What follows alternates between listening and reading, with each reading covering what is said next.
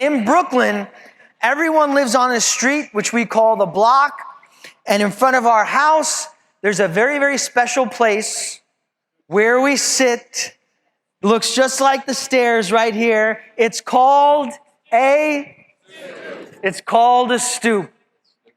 And that stoop, more than anything else, that stoop was a place of connection. That stoop was a place where we could find the humanity in one another. And you know what that stoop was? It was a safe space. We could be ourselves. How important is it?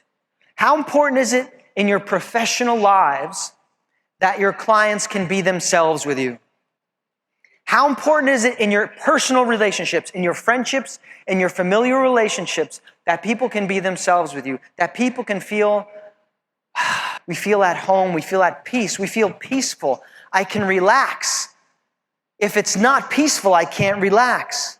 If it's peaceful, if I feel at peace, if I feel safe in the presence of this other person, I can be myself. And when I can be myself, I can feel at home in the relationship. And when we feel at home in the relationship, that's where the magic begins, isn't it? That's where we can truly tap into the power of our shared humanity. And on my stoop in Brooklyn, we shared 13 nationalities, 13.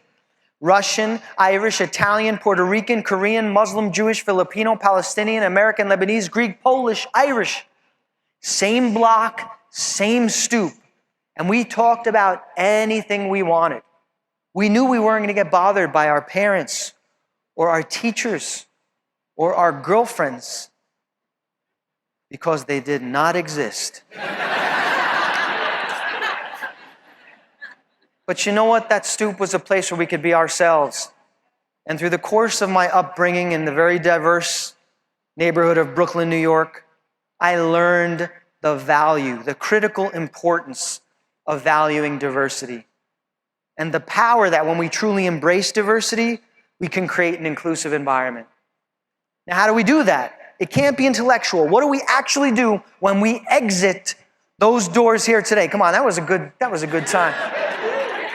What do we do? How do we apply it? Well, why don't we do this? Why don't we do this?